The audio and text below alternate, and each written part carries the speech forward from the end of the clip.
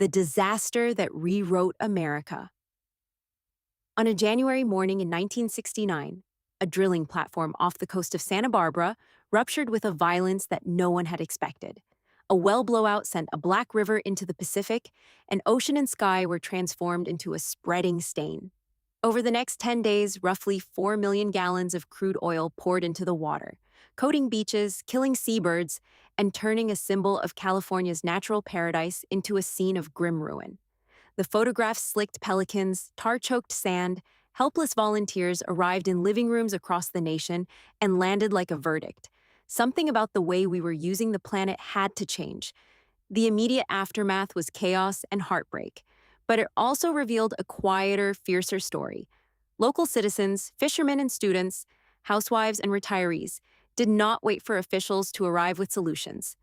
They formed ad hoc cleanup crews, improvising tools and strategies. One of the simplest and most iconic methods involved straw.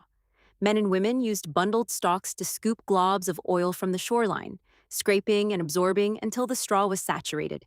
They worked long hours in the cold ocean breeze, their hands raw, their clothes ruined, driven by a mixture of fury and moral urgency. The image of ordinary people laboring shoulder to shoulder almost ritualistically turned public sympathy into public action. That raw civilian outrage did not stay local. The shockwaves reached the halls of state capitals and into national consciousness, and one witness would change American history.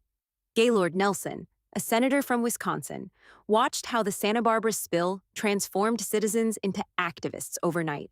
He saw crowds on the beaches, felt the pulse of a newly politicized public, and recognized an opportunity to harness that energy far beyond a single catastrophe. Nelson returned to Washington determined to turn public anger into policy momentum.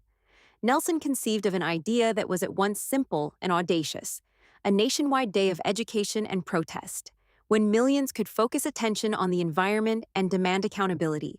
He proposed a national teach-in on environmental issues and set the date for April 22, 1970. He reached out to students, educators, labor groups, and community organizations, emphasizing grassroots participation. The plan depended on the same spontaneous civic energy that had cleaned Santa Barbara's beaches. People organizing in their own towns, making their own signs, showing up in common cause. When Earth Day arrived, 20 million Americans participated in more than 2,000 rallies, marches, and teach-ins. Parks filled with voices, campuses became theaters for debate, and newspapers published pages of editorials pressing for reform. The political effect was swift. Earth Day crystallized environmental concern into an electoral and legislative force. Lawmakers across parties suddenly faced a public that demanded action. Within months, Congress debated and passed sweeping laws aimed at cleaning the nation's air, rivers, and coasts. The momentum culminated in 1970 and 1972 legislation that created the modern Environmental Protection Agency and strengthened federal environmental oversight. The EPA centralized responsibility for pollution control, providing teeth and structure where previously efforts had been fragmented. The Santa Barbara spill did not create environmentalism, but it provided the fuse. The visceral horror of blackened beaches translated into civic engagement, and civic engagement translated into political change. The straw-stuffed hands of volunteers became a symbol of a new era, one in which citizens expected government to protect public health and natural resources. The disaster had exposed a grave vulnerability. The response revealed a capacity for collective moral action. Looking back, the arc from smoke-black waves to a national holiday and a federal agency is a reminder of how crises can catalyze transformation. It is also a warning. Progress often comes after devastation, when the pain of loss forces imagination and courage.